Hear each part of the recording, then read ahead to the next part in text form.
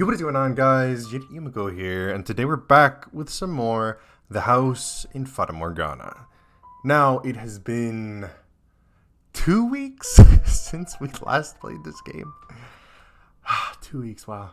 Anyways, last time we left off, we had just started getting into the final door in this game, supposedly. But we've gotten to the final door. We still have so many fucking questions that are unanswered. And I believe right now we are currently playing as the white-haired girl. I want to say her name is Isabel, Elizabeth, something along those lines. I could be completely wrong. And we're staying with some mysterious dude who's apparently cursed. And anybody who is involved with him dies. Or touches him dies. Something like that. So let's just jump right on back into it. It's been so very long. I don't know how I did many of these voices, so I'm just gonna kind of wing it.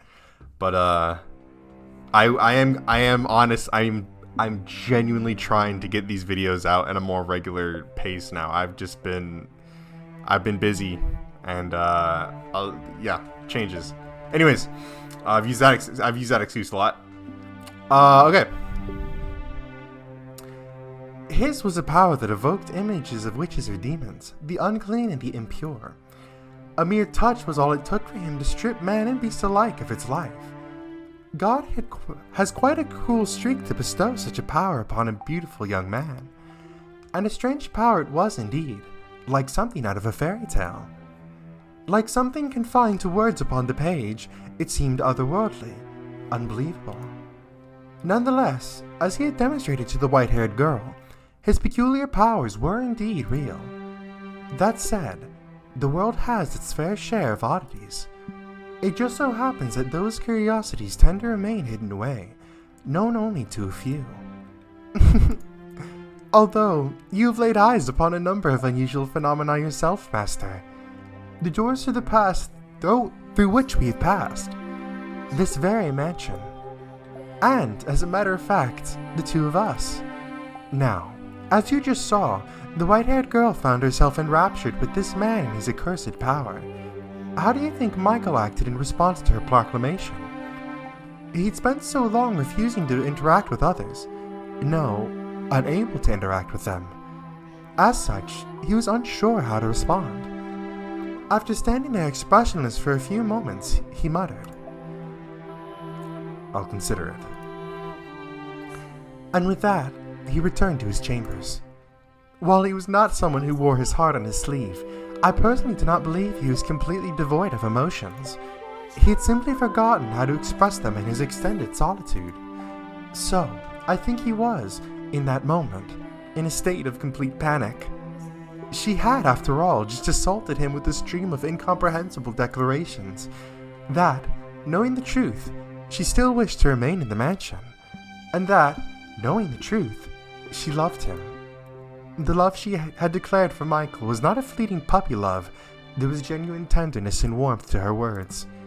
But he'd gone through his life shunned, feared, and pushed away. To him, that was normal. He had never given anyone reason to have any fondness for him, so he found himself utterly unsure how to take the affection she was showing. And of course, he was not the only one rattled by the whole affair.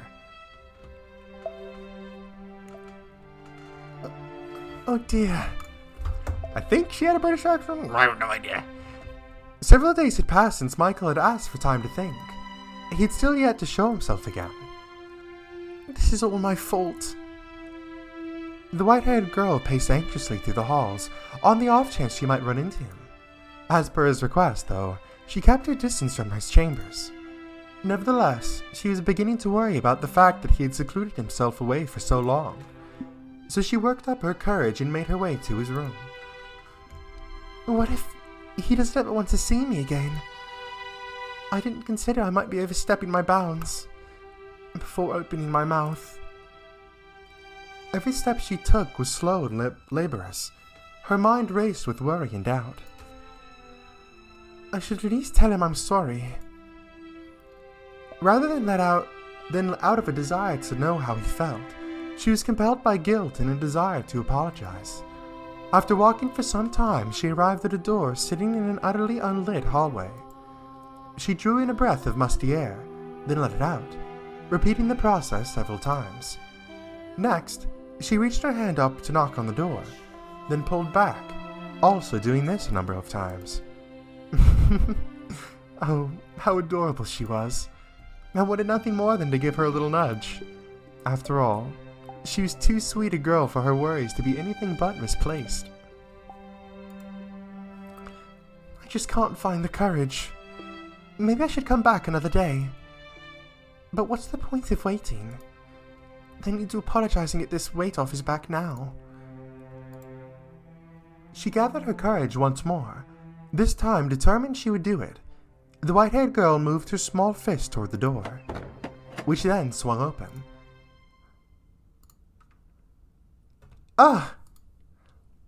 I'm sorry. Please, you must announce your presence. I almost walked right into you. Are you in that much of a hurry for a mishap? I'm sorry. And I believe I told you to stay away from my chambers. You did, so I spent a long time debating whether I would, but I decided I really wanted to tell you this. Oh, well, actually. I'm truly sorry. What? The other day, I could barely manage to get the words in my head all the way to my mouth. There was no room in my mind for anything else. I shoved my own thoughts and feelings into your face, not considering that that might not be what you wanted. Just running non-stop, not thinking at all. I was terribly disrespectful to you, completely selfish. You're a kind-hearted man, I truly believe that. But you're only being courteous, because you're a nice man. I'm sure you have little interest in the affections of a queer little girl. So, I would love it if I could stay here. It would be a wonderful blessing. But if you really don't want me here, if my feelings are imposing upon you, then I apologize. I'm sorry, and I'll take my leave of this house.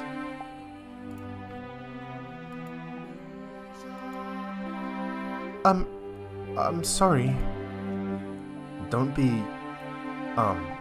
My mind went blank for a moment. What?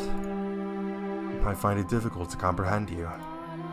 The other day you were firm in your intentions to say, and now you say you'll leave without a struggle.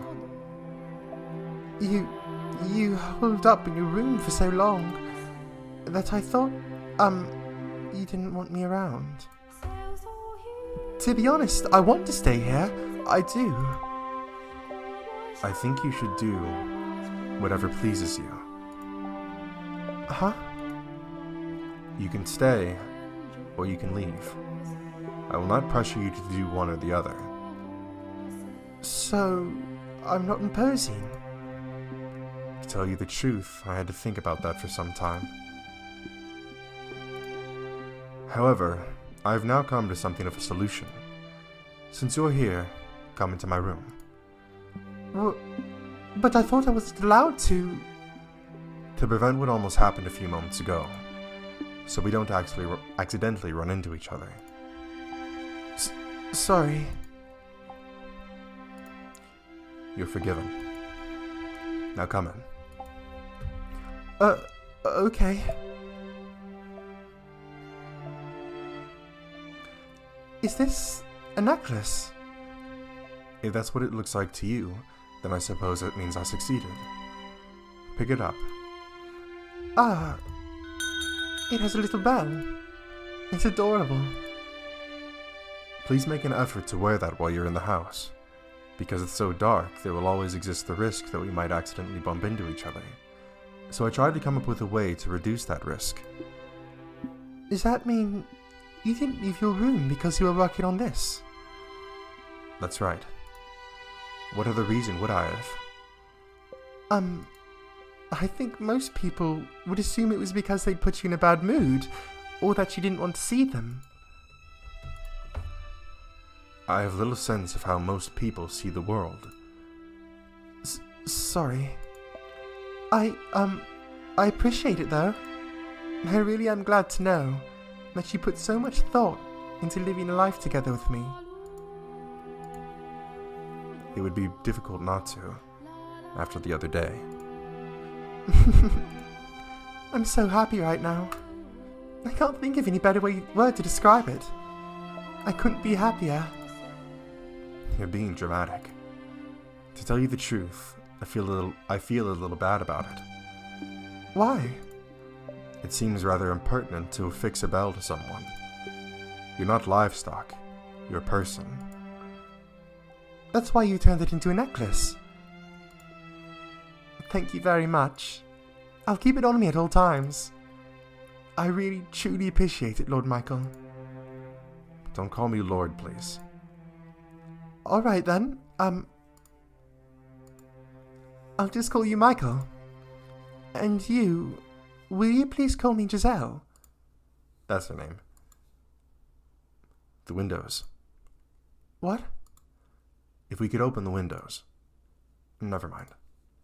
I was just thinking you wouldn't need the bell at all if we could get some light in here. They can't be opened. They're rusted shut. All the windows have been shuttered for as long as I've been here. I assumed you'd boarded them all up. That was done long before I ever arrived. After so many years here, though, I hardly consider it an inconvenience anymore. It also serves to repel wanderers. Oh, really? Is there something odd about that? No. It's just, I realized I had the wrong impression about a number of things. As I learn more, I see things in a different light. See you in a different light. And I'm sure there's still plenty more for me to learn. Of all the people I've ever met, you are perhaps the most difficult to predict. Not only do you have no aversion to the darkness, you... The dark has always been a close friend of mine. Which isn't to say I dislike the sun. Its light can simply be a bit too strong for me. I'm like some kind of unholy monster that can't be exposed to sunlight. You are anything but unholy. My name would suit you. Much better than me.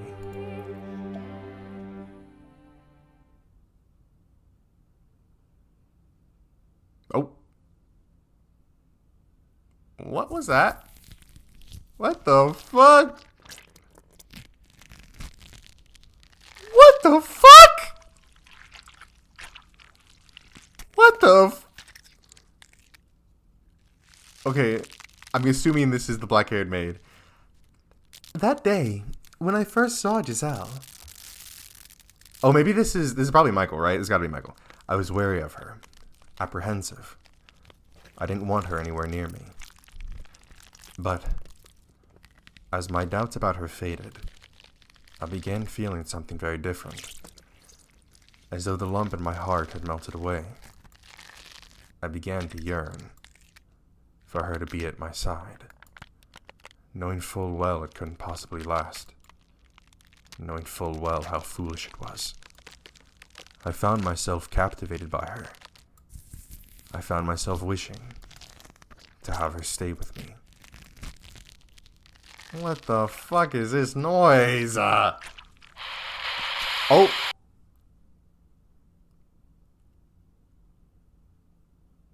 That's a first. That's a first. Okay. Alright, so hold up. Let's just pause here real quick, right? So let's just kind of recap here a little bit. So the first time the white-haired girl wasn't even killed, I think that the flaxen-haired boy's sister basically just like cut all her hair off with like a knife, and then basically ran her out of the mansion. So that was like, okay, right? Like at least she lived. And then in the second story. Fuck, what was the second story? Son of a bitch. I think it was the Beast, right? Wasn't the Beast the second story? Yeah, it was. So in the second story, she got, like, murdered by the mob of townspeople who had barged in there to kill the Beast and ended up killing her before he could get to her. And then in the third one, she also didn't die in the third one, did she? She was just ran off. I think that's all that happened there. She just escaped, essentially, from Jacopo's little shack that he had hidden her in. So, thinking back on it, it is kind of weird that she's only died one time. But this seems like she might die again. Just saying. And in a fairly gruesome manner from the sounds of it. Okay. And that marked the true beginning of their quiet days together in the dark mansion. They also acknowledged and accepted each other's presence, no longer isolating themselves, but actively, regularly conversing. As mundane as it might seem, it was something that they'd been unable to attain until then. Nevertheless, they were still somewhat fumbling around in the dark with one another, drawing closer and pushing away again. Michael, in his own ungraceful way, was beginning to open himself up to the things she said, and the white-haired girl was beginning to smile with greater frequency. They had taken to dining together, and her wish of learning to read was being granted. He taught her in the feeble light of a candle placed upon the table, the two sitting from across each other. Though Michael seemed to be well educated, he had not been instructed in the art of teaching, so he found the process quite grueling. But to the white-haired girl, the longer it took, the better. Her primary objective was, after all, to spend time with him. The days passed, and eventually she reached the point where her comprehension was adequate enough without assistance. Her next request, then, was for them to read a book together. Have you read every book in the library? No. I stopped looking at them after a while. Most everything I'm sent is dull, informative dreck. The Diary of a Lord, foolish make-believe tales. You're not fond of fiction, I take it? What value is there in the lies and fantasies of another? Stories can be invigorating. Tales of adventure can take you places you can never go. Legends of heroes, folklore, stories of otherworldly phenomena. They can be terrifying, and they can be exhilarating. They may not be real, but they give you a little glimpse into the author's heart, as you feel like you're seeing the same thing they saw. You are a very empathetic girl. Fiction inspires nothing of the sort in me. However, perhaps long ago, it may have been able to, though I can no longer remember what it feels like.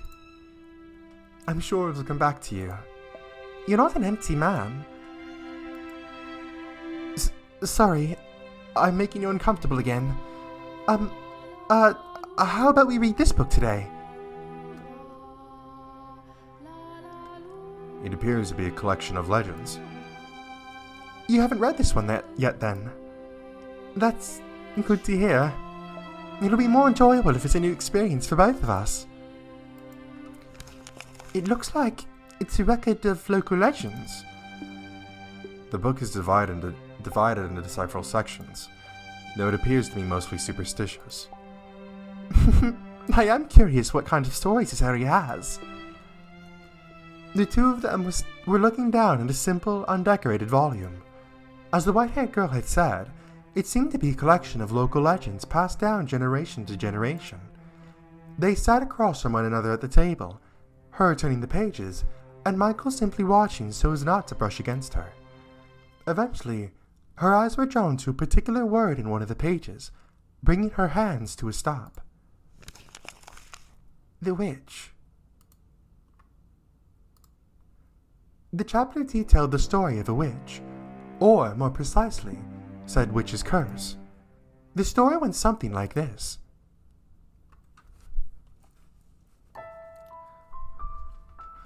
There was once a witch, skilled in the dark arts. She lived a meager but peaceful life alongside the other villagers. But then a long drought struck the village, which the people blamed on the witch. The witch was sentenced to death, and as the fire blazed around her, smoke rose high into the air. The smoke soon became rain clouds, blessing the village with an end to the drought. The crops were revitalized, and the villagers fancied themselves heroes. However, The rain also brought madness upon the people. Though the earth below them was lush and fertile, the villagers were losing their minds, and they eventually began to take each other's lives. The witch still lived on, in the form of a curse. Many fell victim to the witch's curse, though it did not only take, also fulfilled people's desires. It also fulfilled people's desires. The villagers had gone mad, but their wish for freedom from the drought had been granted. Thus, the legend has been passed down as follows. The witch will grant you your wish in exchange for a great sacrifice. As smoke in the sky, she watches down upon us from above. To reach the witch, climb for the heavens, but know that road is road to destruction.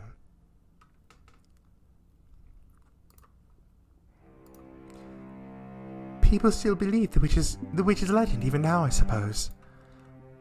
And that's why I face accusations of being a witch. This is not an area very welcoming to outsiders, especially ones who stand out as much as you. What brought you to this region in the first place? Mine is a story I'm sure you've heard before. I was cast out of my house. I come from a very poor family. We could barely even afford to keep everyone fed. Being as weak as I am, it was only natural that I would be the first to go. I see. What I don't understand, though, is why the witch is said to grant people's wishes. That is to say, she had reason enough to hold a grudge, but not give people things they asked for. All we have to go on is a few pages. There's nothing saying we might have been changed or added over time, and it's almost certain the entire legend isn't written here. That said, if we are to accept everything as written, you can infer what the witch's reason might have been. And that is... If you truly want it that much, you can have it, but I'll make certain your suffering outweighs it. Despair that comes after a moment of happiness is far more agonizing than despair alone. I presume that is why the witch decided to grant people's wishes. That is one way to look at it. May I ask you something? Go on. When I first arrived here, you told me that a cursed witch used to live in this mansion. After reading this legend, I'm now finding it hard to believe you made that up simply to scare me away. I appropriated the tale, nothing more. It is said the witch was born in this house. What? Quite the place my family found for me. But it was a clever decision putting me here, I think. Not many people are likely to come near a house with such a pedigree. Pedigree. But... No, never mind. That makes sense. I suspect I know what she was going to say then. If the witch said to grant wishes, then wouldn't that also attract people who so desperately want something, they don't care what price they must pay? And perhaps she was correct. Perhaps there had been those who had come to the mansion chasing after the legend. And perhaps they had encountered Michael, touched him, and lost their lives. On that day in the garden, he had said, "Many things are buried here." Perhaps that included such visitors. I wonder if that story might have been more than a mere superstition. If the witch of legend really did exist, what would you do? It might be nice to talk to her, maybe. That's all? Really? I feel a little bad for her, though. The only people who ever visit her are those asking for something, after all. I can only imagine how lonely that must be. I swear, I cannot comprehend the way your mind works. Sorry. Although, if we assume the legend is true, I have an idea what climb for the heavens might mean. Oh? The mansion has an observation tower. Or, I suppose, what used to be an observation tower. At any rate, it's quite a tall structure. This is the house where the witch was supposedly born. A tower reaching for the heavens seems like the perfect place to find her, if she really is there. Oh, yes. I remember seeing a rather tall structure as I first approached the mansion. Would you like to see it? Of course. Please lead the way. The two of them left the library and made their way to the room with the stained glass window. At the far end of that room were the stairs to the observation tower. The tale of the witch had piqued the white-haired girl's interest, inspiring her to put herself forward to satisfy that curiosity.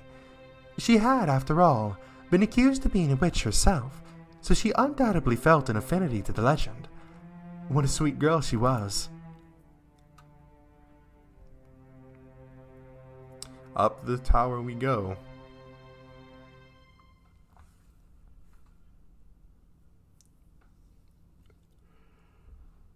Ugh. With Michael in the lead, the two climbed a long spiral staircase. There were many more stairs than the white-haired girl had anticipated, and she soon found herself out of breath. Rectangular windows were carved out of the stone in regular intervals. Peering through one of them, she could see a village in the distance. A pleasantly cool, high-altitude breeze rushed across her face. After much climbing, they finally arrived at the top, where a door made of partially rotted wood stood. Michael pulled open the door, revealing a small room with no windows or doors in sight. This is the top of the tower. Despite it being called the observation tower, you could hardly observe anything from there. Her face contorted in confusion, the white-haired girl threw her gaze about the room. Glancing up, she only saw a darkened ceiling, and, slightly below it, a single small window through which shone a little ray of light. The beam cleaved through the darkness like the sharpened blade of a beautiful sword. The darkness draped over the rest of the room only served to make more impressive that solitary ray of light. It had a magical fairy tale quality to it. As if being pulled in by it, she drew toward the light. I suspect there was once a large window in this room. If you look closely, you can see seams in the stone of the wall. The color of the stone differs slightly on either side of the seams. I presume something caused them to seal off the window after it was built, though I don't know what that something might be. Slam! When Michael's eyes fell upon the white-haired girl, wrapped in that beam of light, he sputtered to a stop. I don't blame him. The man who had never flinched at anything, who had long since distanced himself from such stirring of the heart, was utterly bewitched. He had never seen her illuminated so vividly before, and he was having a great deal of trouble finding the words to describe her striking beauty. For someone who had been chased out of her home, and accused of being a witch, the white-haired girl looked less like a practitioner of the dark arts, and more like one of the hosts of heaven. Michael undoubtedly felt the same way, for his gaze was fixed firmly upon her. Dazzling, isn't it? Like a staircase leading to heaven. Yes, perhaps so. Is something the matter? No, I'm fine. You know, it feels like there's something odd in the air here. It feels like someone might actually be listening. It's me, I'm listening. If a witch were to speak to you, what would you say to her? I would ask her to tell me about her true feelings. Oh, shit. What'd she say?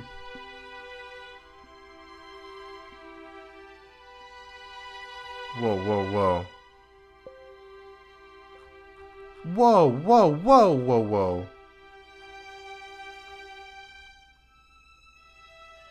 Whoa, what is this? What?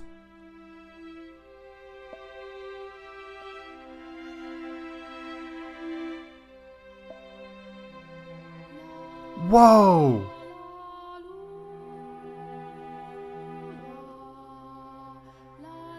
What the fuck? What the Guys, what is going on here? Okay, whoa. Let's fucking take a moment here. What? Bro. This is all changed. This is all changed. What the fuck? Okay, whoa. Hold up now. Okay. Images are slithering into my head, replacing memories before they can surface. Stop. Whoa, dude! Oh my god! Holy shit, did I just stumble across something? Okay. Let's see. What else changed? Because there's multiple things that have changed here. No, I just realized yada. Okay, of blank the blank I have blank are the blank most difficult to blank. Not only have I blanked ion to the blank. All of this has been like crossed out. The blank has always been a blank, of which isn't to say I'm like some kind of, that can't be blank. You are blank, but blank would suit you much better than blank. And then it says, ha, what a beautiful story. Much better than the real thing, is it not, my dear? Bro, what is this? Holy shit. This is some fourth wall breaking. What a beautiful story. Much better than the real thing, is it not, my dear?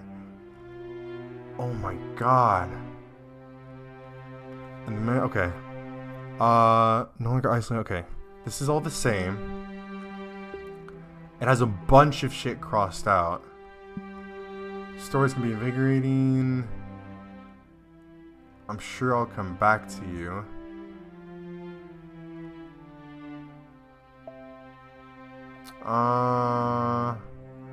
Sorry, uncomfortable. Okay, that's all the same. Alright, that's all the same. Whoa, bro. People still blanking. All this is like fucking messed up. All we have to say is a few pages. Change or add it over time. Okay, that's all the same. What's most interesting is going to be like way down here. Way down here. Because somebody else starts talking. Would you like to see it? Of course, please lead the way.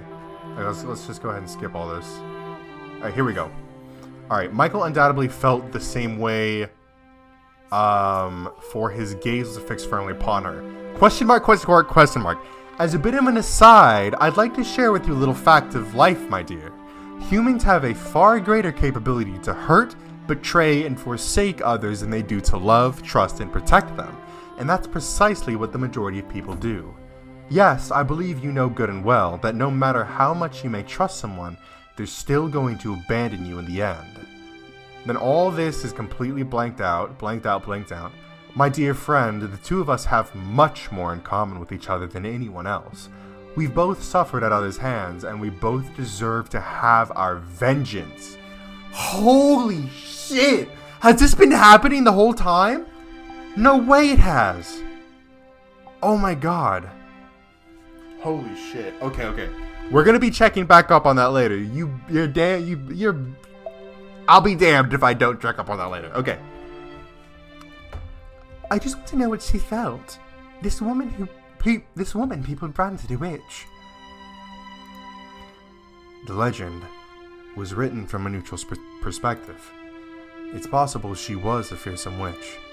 It's also possible she wasn't. I get the feeling she was just persecuted. Like me. Like me and you. Unlike you, I truly am impure. Disagree all you want, but my touch kills. I'm a strange, incomprehensible, irrational creature. Or maybe I'm not even a living being. And that's why when I touch someone that is, I bring them death.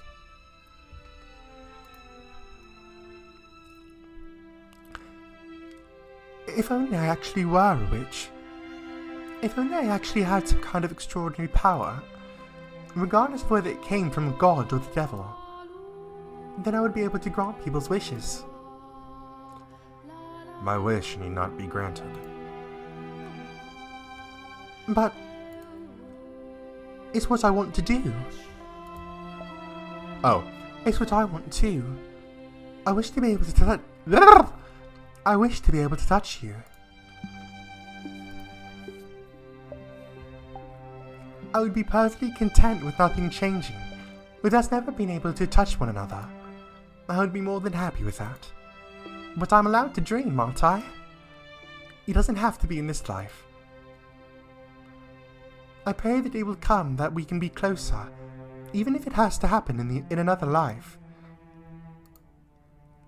Happiness is very much a stranger to me. But am I allowed to dream too? You are. I will never touch you. I swear it. But I would like to dream about it. I would like to imagine placing my hand upon your cheek. You can. Reach your hand out for me.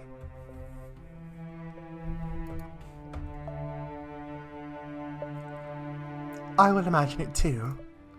I'm imagining your fingers running through my hair, brushing up against my skin. I can feel your warmth.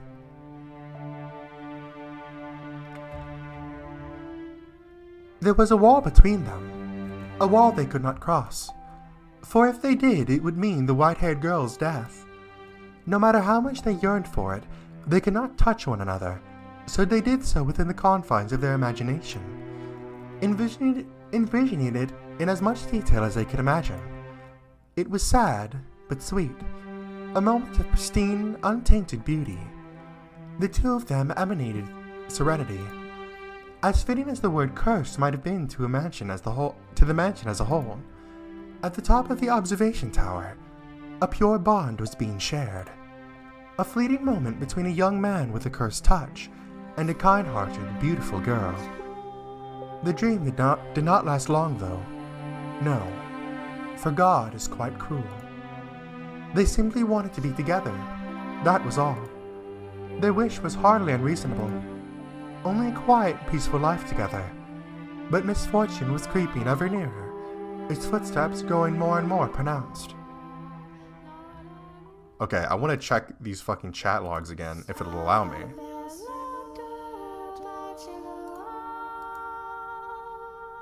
Alright.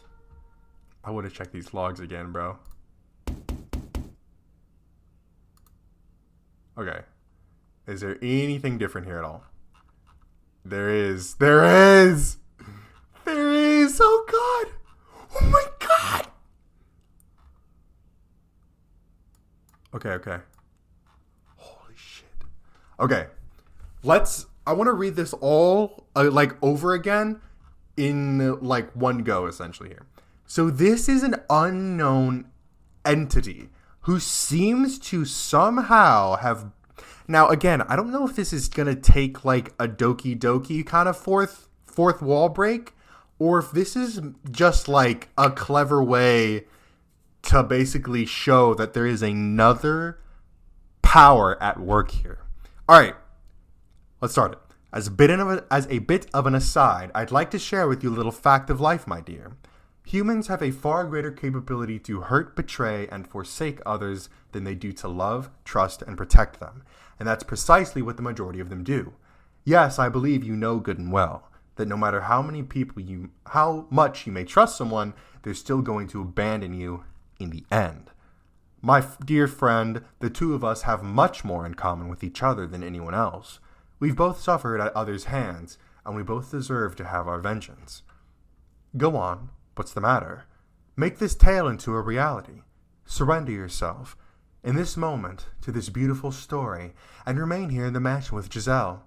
Watch in this moment, this dream. Who are you? Well, that's a surprise. You actually have a conscious mind. And are you aware of who you are? Silence. You know nothing. Who are you? Someone you once spent a great deal of time with. Silence. I must say I'm impressed you made it back here, my dear. Your soul was ground into dust. Silence. It will all come back to you eventually, and then I'll be there with you again, my dear, whispering into your ear for centuries to come. And this time, I will not fail. I'll mold your soul into the same shape as mine. What a wonderful little show these puppets are putting on for us, wouldn't you say? Giselle? Giselle? Indeed, that is Giselle. The white-haired girl standing there is Giselle. We once read a book together. It was by the fireplace. You did not. Those memories are false. Books belong in the library. Why would they be by the fireplace? Silence. Curse them. Slaughter them. Revile them. Inflict eternal suffering on all of their souls. Take revenge on the fools who laughed as we agonized. What the fuck? What the fuck? Fuck it. Okay. Okay, I did not expect this game to have something like that. Has that been in the game? Okay. Has that been in the game the whole time, for one? I have never really taken the time to go back and read through the logs. I just so happened to stumble across that. Okay? Oh my god. So it seems like in this case scenario, it's less of a fourth wall break and more so like these are acting as kind of an inner monologue almost. Like this strange voice mentioned, they're acting as a conscience. He said, well, that's a surprise. You actually have a conscious mind. And are you aware of who you are? So that brings into question, who the fuck? This is a conversation between two people. Who are they? Is this... I mean, the immediate person that comes to mind is maybe in this specific context, the witch and Michael. Because this can't be the white-haired girl. Because it's, again, right here. Go on, what's the matter? Make this tale into your reality. Surrender yourself in this moment to this beautiful story and remain here in the mansion with Giselle. Watch, in this moment, this dream. That kind of tells me that maybe this is a voice talking to Michael. Because also down here it mentions that this other voice that's being spoken to is saying, oh, I remember her. We read a book by the fireplace together. And then this voice is saying, oh, that was not real. But then it's not only that, there's also all this shit up here. Which I don't even know if you can, get into this anymore. Yada,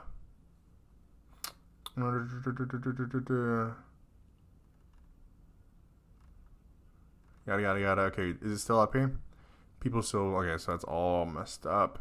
Anyways, there was a section that we looked at just a second ago that was kind of, broken up, and it was talking about, how it was replacing their memories.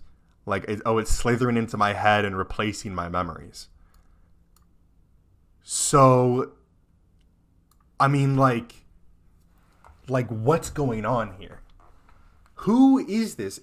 And another person that I think it could be is us, right? This could be the power that is behind this whole mansion. Because again, you have to remember that the way that the black-haired maid described the mansion was basically that the mansion existed to serve the needs and grant the wishes, essentially, of the master of the house. Which sounds very similar to this witch, because we've seen it over and over again, right? That, okay, the beast is kind of a prime example. He wanted people to eat, so people ended up coming to the house and being eaten. But then eventually the white-haired girl came along. She seemed to disrupt everything, and then she died. And I mean, it seems like this is kind of a repeating pattern almost. In the very first, I'll call it a chapter. In the very first chapter, that wasn't necessarily so much the case. It seemed like, okay, this is, well, technically the flaxen-haired boy wasn't the master of the house, but Another thing as well is with like Jacopo, right? Because obviously his whole purpose with coming there was, okay, become the head of the, of my family, make him successful, make a name for ourselves, and make a lot of money while doing so. Which obviously that did happen, but it came at the toll of, again, the white-haired girl coming in, disrupting everything, and then eventually he did get his wish, but obviously it came at this, terrible cost. So, it's kind of, it's this seeming pattern that we've seen happening over and over again. So it does make me very curious, is maybe this witch story not such a story after all? Maybe this is actually the house where the witch was born, and maybe the curse lingers in this house. But then, like I said before, who's the voice that's having its memories replaced? Who is it that remembers Giselle, specifically naming, calling her by name, Giselle? It makes you think Michael, but again, at the same time, I don't think we've ever had the white-haired girl specifically named. I don't think we've ever had her have a specific name until this point.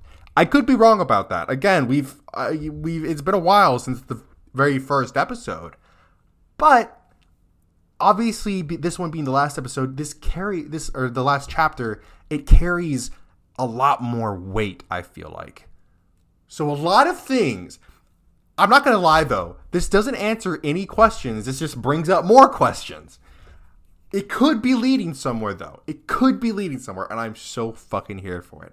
I'm going to be consistently checking these logs here.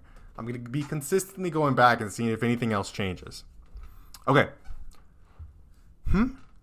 Is someone at the door?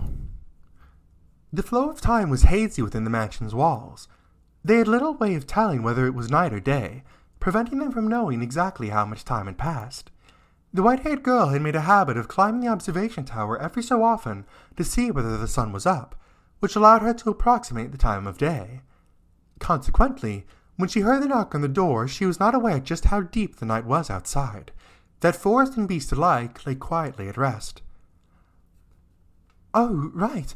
The stores and the cellars are almost exhausted. It must be this month's delivery. Not thinking it was worth bothering Michael over, she made her way over out of her chambers and headed for the entrance. There had only been a single knock, leading her to conclude that, as before, the servant had simply left the box outside the door. Fuck me, Jesus Christ. Motherfucker, dude. So without a second thought, she opened the door. And there she saw a strange, vagrant man standing in the moonlight. His clothes were tattered, his bearded face bony and emaciated. She gasped, shrinking back several paces. The heavy door began to swing shut, but the man forced it open, glaring down at her with unfocused eyes and mumbling, "Are ye the witch that grants people's wishes?" It was in that moment that the white-haired girl realized she'd been careless. The man had sought out the mansion because he believed the legend of the witch, and he did not seem particularly right of mind either, perhaps a result of wandering through the forest for several days, or perhaps it was because he was so beaten down that he thought to ask for a witch's help. In a word, he seemed mad. No, there's no witch here." "Sure there is. Don't you lie to me. I can hear the witch's voice. She led me to this house." I promise you there isn't. Now please, be on your way." "Have you any idea how long it took me to find this place? How many days I've been without food or water? And you're telling me to get lost?" I don't know what you want from me. I'm happy to give you a little food, so please." "Is there really no witch?" "There's no witch here. It's nothing but a legend. If she does exist, she doesn't live here." "I see. Then that means you're just an ordinary person. Just a person. Just a girl. so there ain't a thing you can do. No, get away from me! What are you doing? Why waste time waiting for you to get me a little grub when I can just take it all? I'm starving here. I'm so hungry I could eat a human. You're about to commit a grievous sin. Are you not ashamed to act in defiance of God? God? If I believed in God, would I come begging to a witch? I don't fear him, and I sure as hell don't fear people. Who's gonna show up to a house in the middle of nowhere? Who's gonna call me out? Who's gonna stop me? No one. That's it. No one's gonna stop me, and no one's gonna offer me salvation. Ah, there's a thought. You're a woman, so before I kill you. What are you doing? What? There are people here? The white-haired girl lay pinned on the floor beneath the yelling bandit, pleading for help with her ruby eyes. As soon as Michael grasped the situation, he tossed his candlestick aside and leapt for the man. The candlestick gave a sharp clang when it hit the floor. The impact extinguished the flame, bringing the mansion to near perfect darkness. Something glinted in the bandit's hand, and then, without hesitation, he thrusted it at Michael. Michael! How stupid must you be to come at me unarmed? In his hand, the man held a knife, its tip dripping with Michael's blood. Red spilled from the gash in his arm, the flow growing heavier with each passing moment. You're the only other person here by the looks of it, eh? Perfect. I'll take you both out. You... What? You don't appear to know whose house you tried to break into. What are ye on about? Regret your ignorance to your last breath. You're messed in the head, you bad man. Aye, stay the hell back. Take one more step on...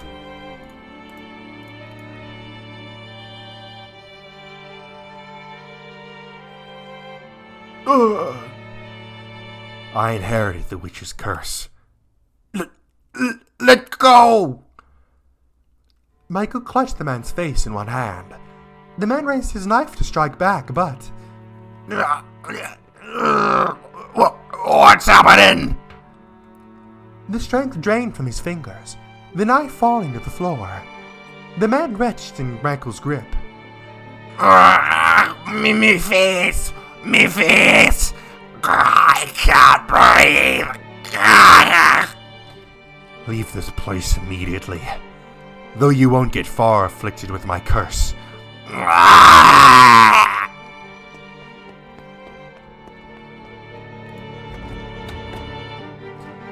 Helpless to fight back, nay, helpless to even consider fighting back, the bandit fled from the mansion in terror. In his wake, only the white-haired girl and a bleeding Michael remained. I just saw a man's life drained from him. His face withering away, sucked completely dry. I didn't doubt him, but, dear God, that was disturbing for you, I'm sure. No, not at all. It's my fault anyway, if I hadn't been so careless. Oh, your arm! We need to get that wrapped up. Please, don't touch me. You mustn't touch me. This wound is hardly fatal. It's all my fault. I'm so sorry. No. A degree of blame falls on me for saying nothing. Next time someone comes to the door, let me know. I'm sorry. Please, you don't need to apologize. Well... Yes? For once, I'm actually proud of myself. Proud that I could use this terrible ability of mine to do something more than just take life. To protect someone I care about.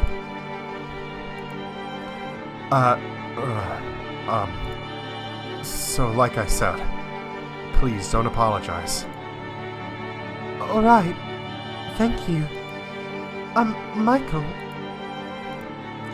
I'm glad you're here. I care about you too. Thank you. Okay, hold up. We're checking logs. Just to make sure, you never know. Okay, that's all the same.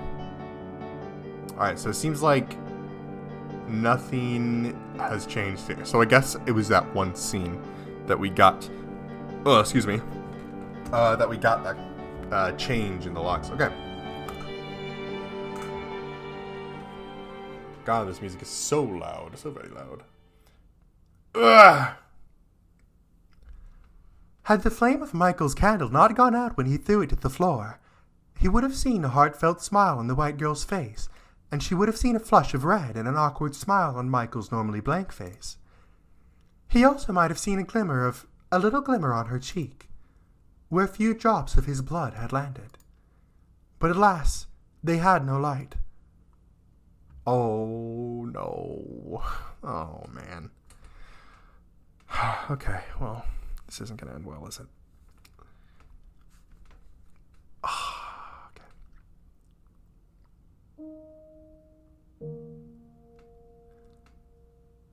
The collapse of their happiness came slowly, gradually.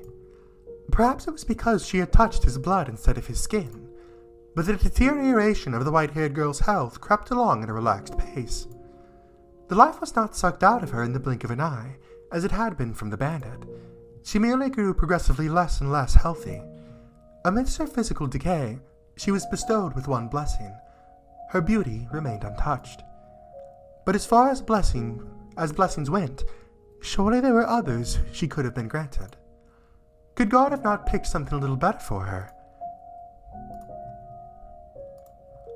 By the time the two of them realized what was happening, it was already too late. The white-haired girl had grown so weak she could hardly leave her bed. Yes? Oh, you're there.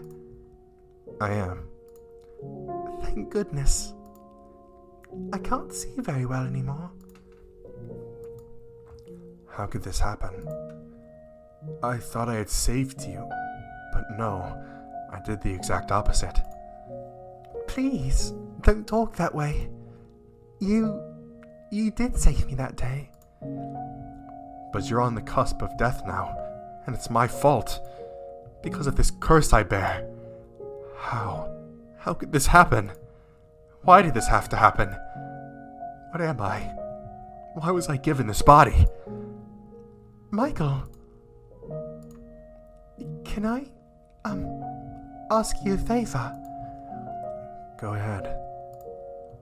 Stay with me, please. As much as you can, until the very end. I was going to do as much anyway. Thank you. I'm happy, Michael. Happier than I've ever been. And I mean that. You didn't just save my life. You saved me. I've been saved. But only me. I wonder how he'll handle things when I'm gone. If only I hadn't opened the door that day, I wouldn't be leaving him all alone. And we'd be happy together for even longer. Yes? Would you please hold my hand? I think it's probably safe now. I will not. I cannot touch you. If I do, I might take what remains of your life, take your beauty away, and force you to die hideous. I cannot touch you.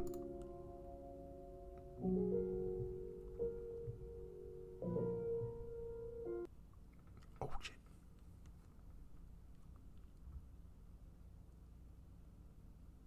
Oh my god.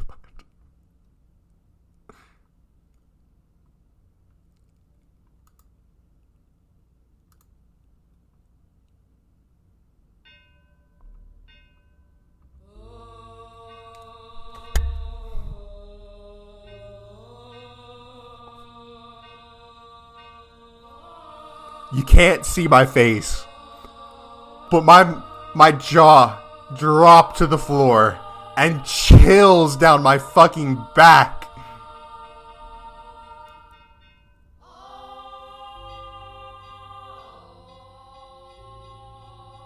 Okay,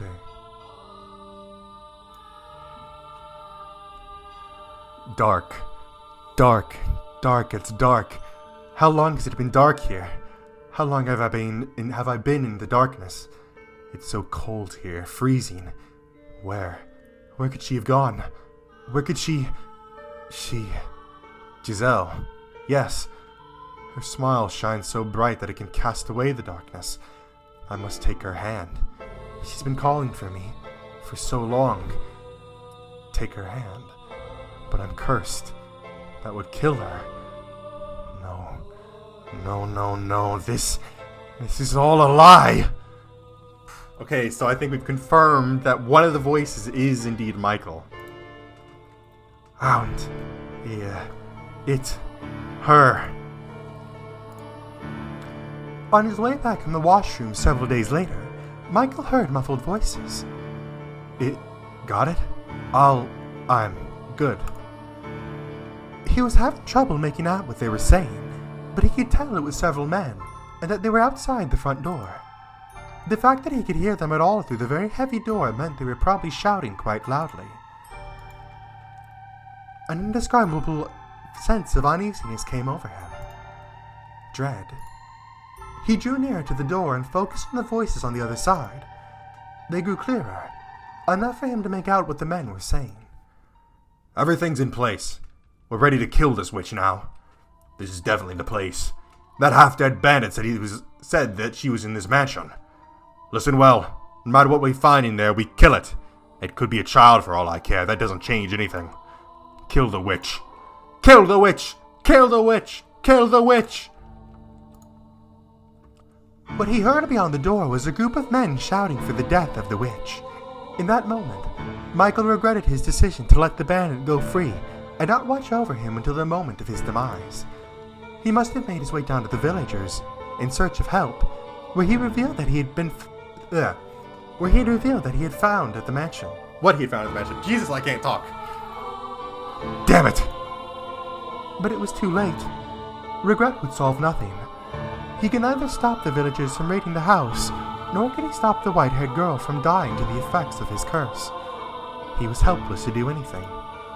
The gears of his fate had locked him into a path of tragedy and were turning mercilessly onward. The men had begun trying to break down the door with what sounded like a battering ram. While the first strike was not enough to breach the barrier, it was still quite powerful. He was certain it would not hold for long. Michael's mind raced. Was there anything he could do about this predicament? How could he escape from the corner he had been backed into? Despite his possessing inhuman powers, he would be powerless against a full mob of adult men. The villagers almost certainly came armed as well. Michael. A weak voice came from behind him. Aghast, he spun around to find the white-haired girl stumbling toward him. She breathed heavily, leaning against columns for support. What are you doing out here? You'll only worsen your condition by exerting yourself. I had a sinking feeling, and I heard noises on my way here. It seems that I have brought all my misfortune upon you. Don't say that. If I hadn't come here, this never would have happened. You never would have been in any danger. Please, Michael, hand me over to the men outside. Absolutely not. I'll do no such thing. They're here for the witch, aren't they? I'm guessing they're the same people who were chasing me before. The village had a poor harvest this year, I hear. Like the village in the legend. And they believe it's the witch's curse. But you're not a witch. They need someone to fill the role, though. So please, hand me over, and then escape on your own. I could never. Please, Michael. I'm the one who's cursed, not you! And do you want me to hand you over? What would I have left then? Nothing. Not a thing. I would have nothing. After so long, I finally found someone who isn't afraid of me, who won't run. I have no interest in a world that would take you away from me, make me live alone once more. To hell with such a world. Michael.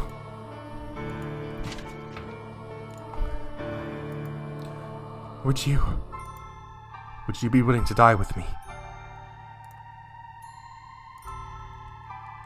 If that's what you wish, then stay with me until the very end. I probably wanted to hear that just as much as him. No, not probably. I did. I wanted to have someone at my side as much as him.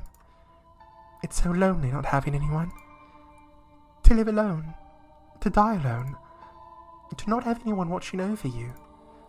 For no one to even know you're dead. I simply wanted someone to tell me they're here for me. To be there. To hold my hand. How wonderful that would be. The sense of utter relief it would bring would be enough to cast away all the pain. To allow me to accept all our suffering. So please, tell me you'll...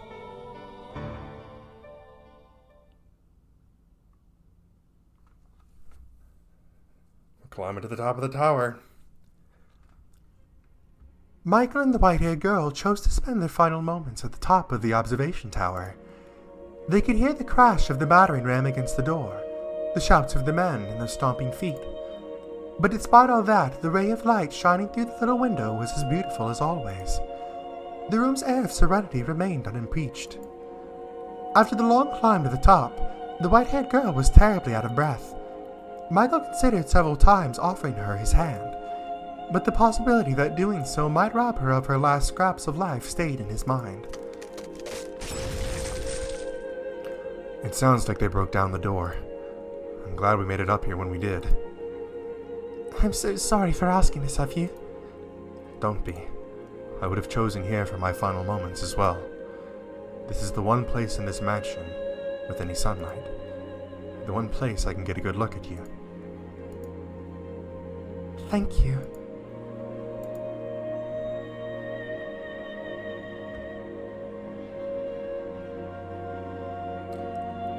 I'm truly glad that I was able to end up here. That I was able to meet you. And more than anything, that you said you cared about me. Have I managed to become an essential part of your life? Do you even need to ask? I wouldn't be here otherwise. I feel the same way as you are. I'm sure of it. The two of us are more similar than you probably care to admit. Can I ask you one more thing? Go on. Would you embrace me? If this is to be the end, if this is to be my last chance, then I don't want it to end without having been able to touch you.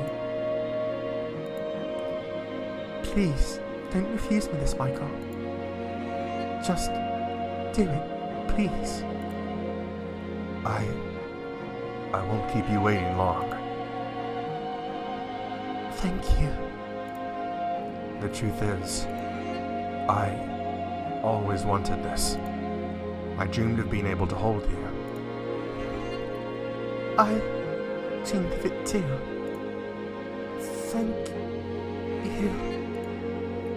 I'm so sorry.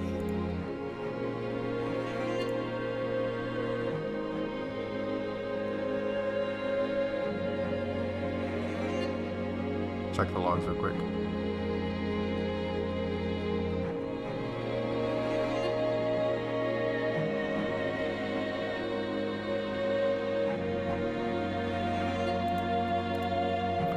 She's still so beautiful.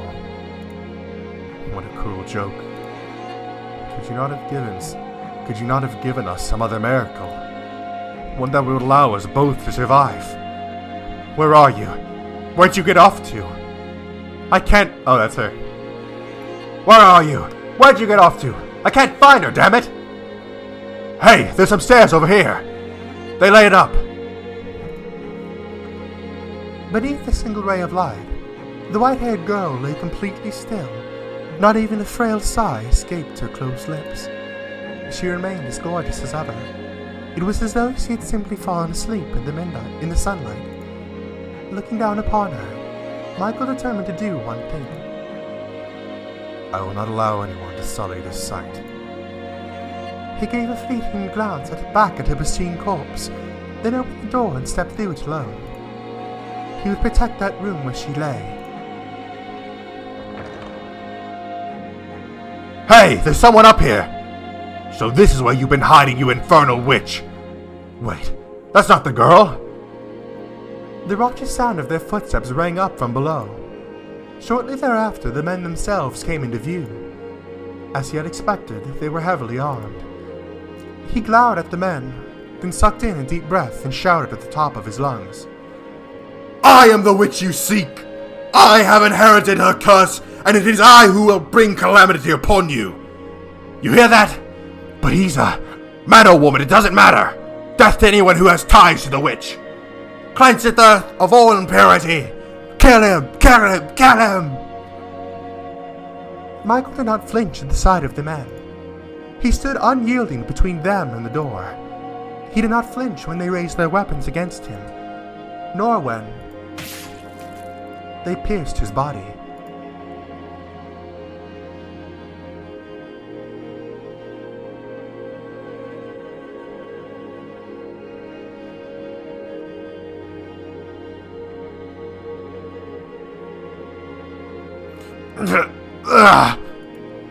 Die and take your curse with you!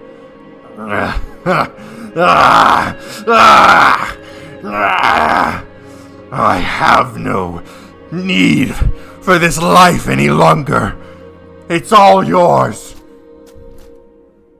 I am cursed to kill even that which I wish to protect.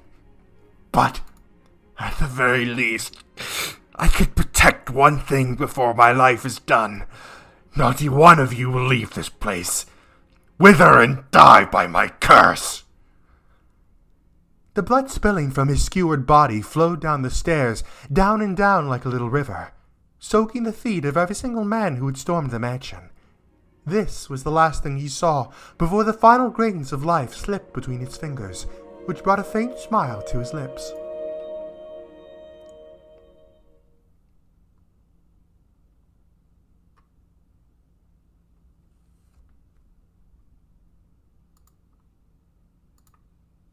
No fucking way. No. Oh my god. Oh my god, no. Okay, well, no.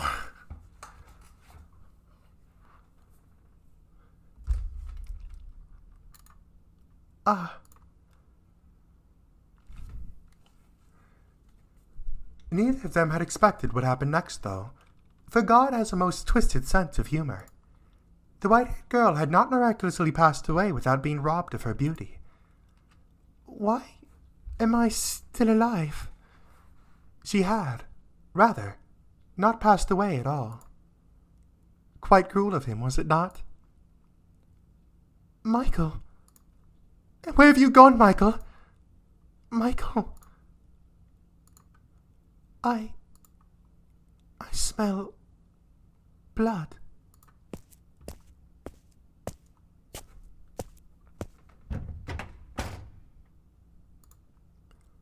For had he allowed her to die, she would not have been made to witness the scene that awaited her. No. And I'm sure you know just what it was that she laid eyes upon in that moment. The ravaged corpse of her beloved. A torrent of blood streaming down the spiral case. And the sickening stench it raised. No. Why? And his was not the only body. The villagers who had assaulted the mansion had been subject to his curse. The life drained from their withered shells. Why did this? Michael, why? Why am I the only one still alive? That is a question I cannot answer either. Perhaps his curse did not affect those he loved, as terribly cruel as that might be. I cannot say. Why? You said we would go together.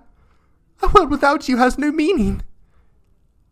Had she actually expended her life there in the room at the top of the tower, perhaps this tale could have had a happy ending. Dude, that's what I was... Dude, I was literally, just like as he sacrificed himself, I was literally about to say, wow, this is the happiest ending we've ever gotten to one of these fucking stories. Like, unironically, this is one of the happiest endings. And then, this. She would have at least been able to have the man she loved at her side until her very last moment upon this earth.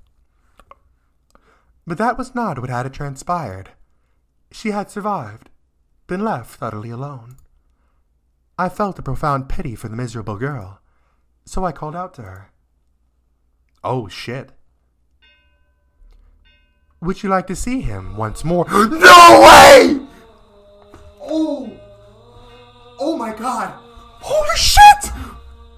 Oh, dude.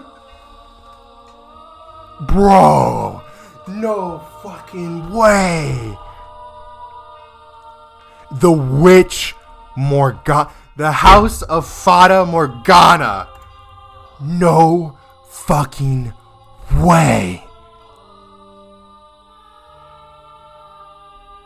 Oh my god. Everything just got answered. Everything just got answered. Oh my god.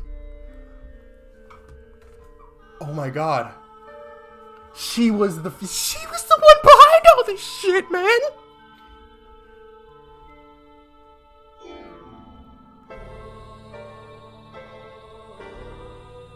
Okay, before I move on, quick theory, right?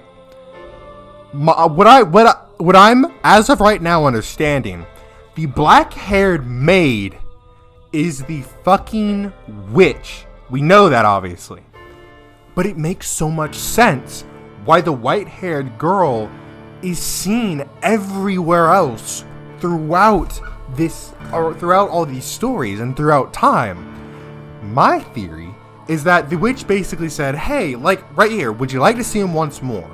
Would you like to have a chance to see him again? And I think that is why she appears in all of these different stories. Because, unlike what I was saying earlier, that, oh, she's coming in and disturbing everything. It's not that she's disturbing everything. It's that that's what she wished for. At the cost, more than likely, that she would suffer all these terrible fates in the end. Okay. Would you like to see him once more? What? I have the power to help you meet him again. Who's there? Who are you? You know what they call this mansion. So who do you suppose remains on these grounds? No way. You're from the legend. You actually exist. Now, I asked you a simple question. Would you like to see him again? The witch grants people's wishes, but at a price. I said I wouldn't ask for her assistance if I met her, but that's all changed. Now that I've lost him. If it's truly possible, then yes, I want to see him. Bring him back to life. Regrettably, I cannot directly meddle with the forces of life and death. However, I can guarantee you this. Your reconstruction. Reconstruction? Correct. To ensure that you remain as yourself in future lives, and do not reborn as someone else, your body and mind shall be reconstructed. As shall his. I knew it! If you sincerely wish to reunite with one another, if you genuinely need each other in your lives again, you will eventually meet again. All I can promise you is eternal reconstruction. What you make of it is up to you. You want to see him again, don't you?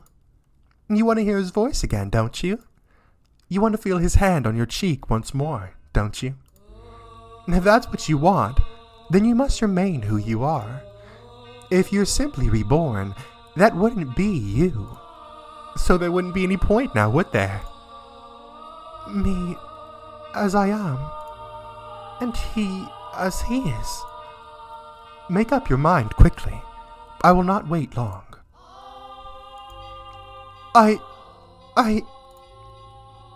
I want to see him again. As you wish, sweet little girl. I shall grant you both eternal reconstruction, and pray with all my heart that you can attain true happiness. Shortly thereafter, the white-haired girl took her own life. She decided she had nothing to gain by remaining in the present time, and that in order to reunite with Michael, she needed to make her way to the next life. And thus, the mansion was left bereft of a master, to travel slowly through the ages until someone came along to give it life once more. Complete Chapter 4, Misty Manor.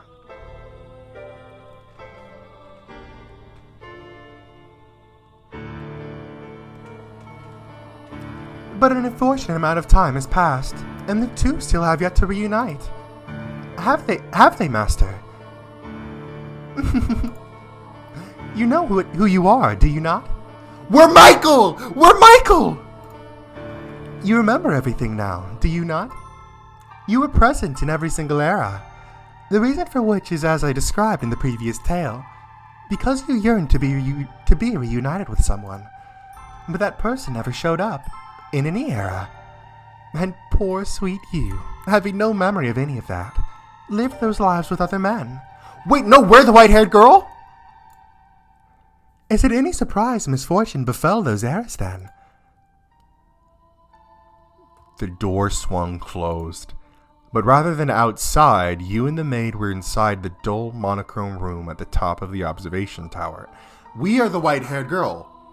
I kind of did assume that at first. That was a theory in my mind. Okay, let's keep going. The awe-inspiring ray of light shone not through the lone window high upon the stone wall. Wrapped in curious impenetrable darkness, you both stood alone in the room.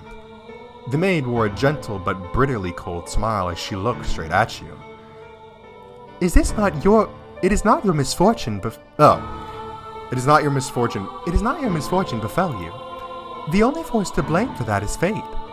You were always so kind, so pure of heart. You had boundless trust for others and the goodness of people. You were the very image of all that is right. There's no greater misfortune than someone as pure and beautiful as you, being mercilessly thrown into the grinding gears of tragedy again and again. I still pity you for everything you had to go through. You poor, poor soul.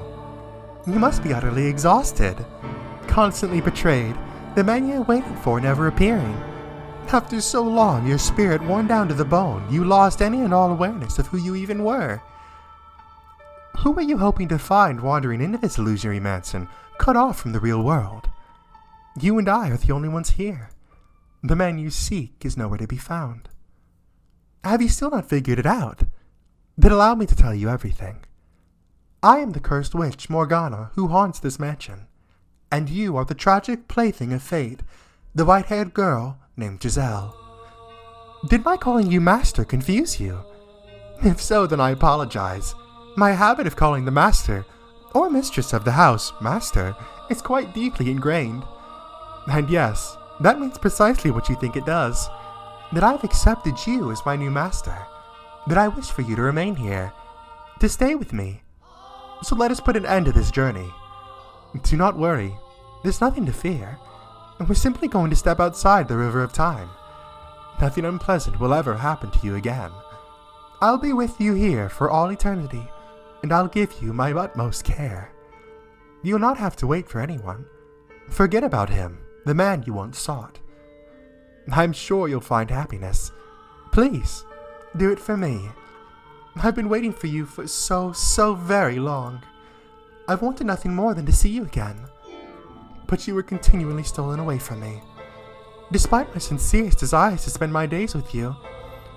Which is why I wanted you to recall everything, for surely you would not willingly repeat the same fate, if you knew of all the pain it caused you to suffer thus far. Spend eternity with me, in the gentle embrace of darkness. The maid extended her hand for you.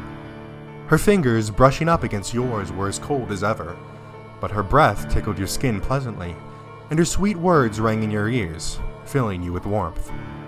You thought back on your time with her in the mansion.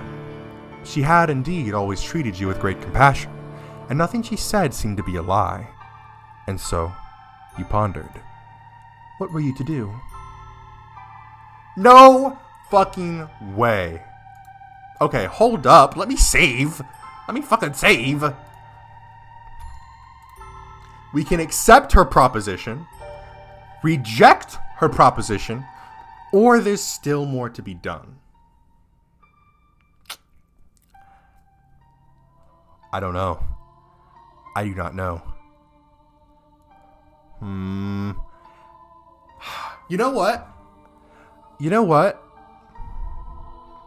I'm gonna stop it here. I know.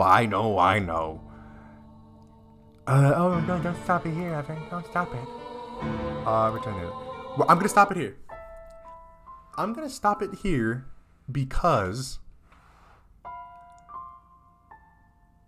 Wow. Okay. Again, I know it's gonna be.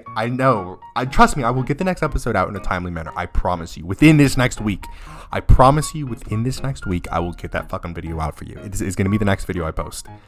But I just want to take the time to gather my thoughts, recharge my voice and energy, and come at this ending with as much energy as I can.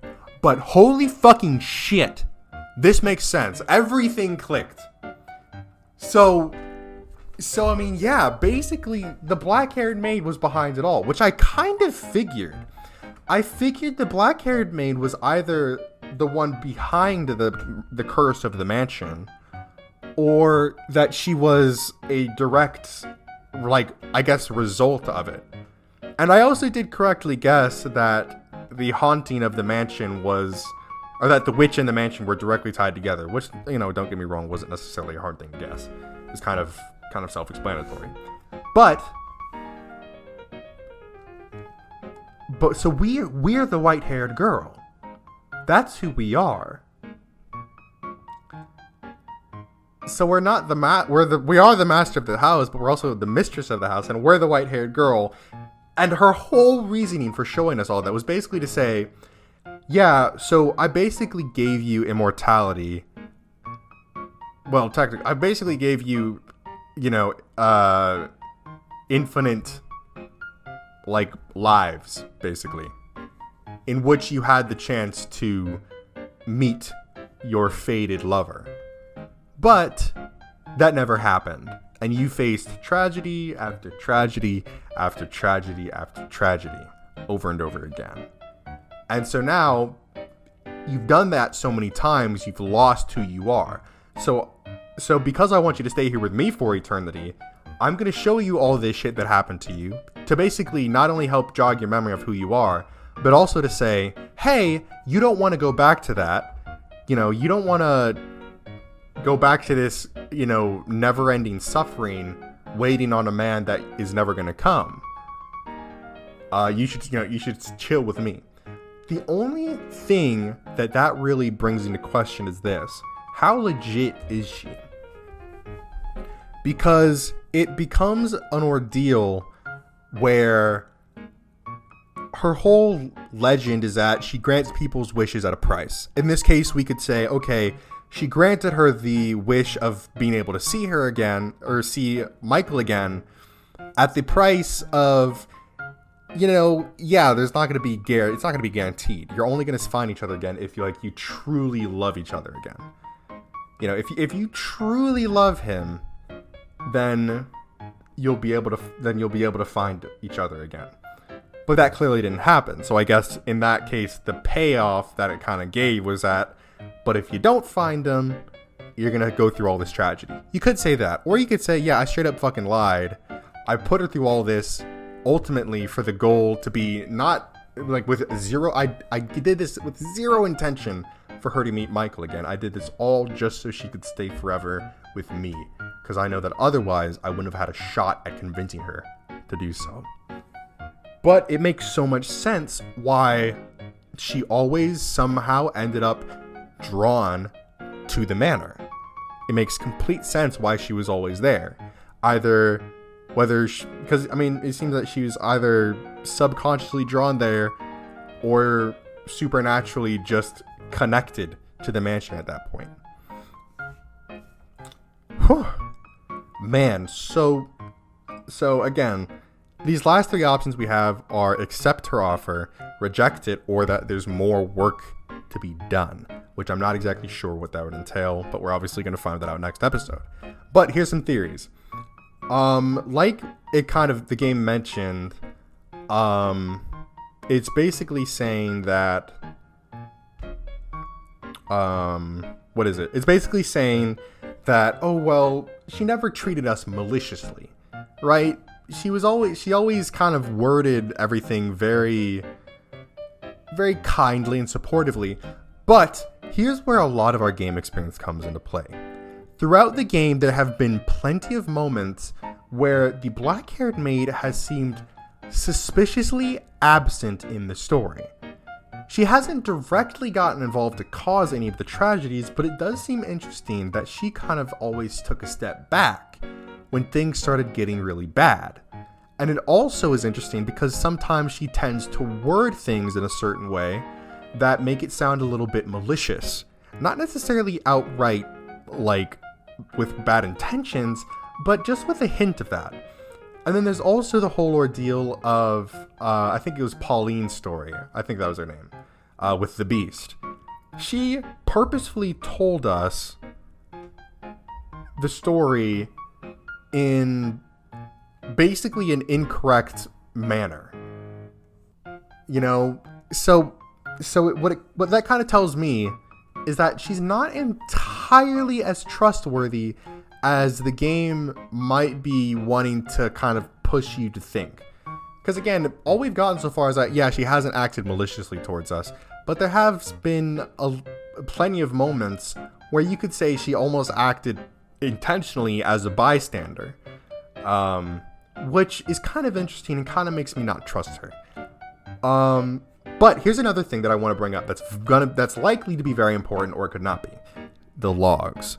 The logs are very important because we have confirmed that the logs were a conversation between Michael and somebody else. And I think that somebody else was Morgana. And one of the things, a couple of key notes here.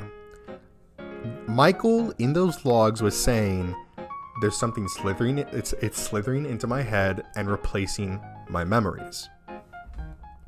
There was also, he also said, oh yeah, it's all a lie. There was a lot of lashing out and kind of like manipulation from this other voice, which I think is Morgana, saying that, oh yeah, no, these humans aren't to be trusted. They lie, they cheat, they betray you. It'll all end in, horrible shit. You should give up on her. Give up on this dream that you have, yada, yada, yada. And it kind of seemed like she was pushing Michael away almost in those logs, is what it seemed like. So I have a theory, and I think Michael is still totally out there somewhere. See this hand up here?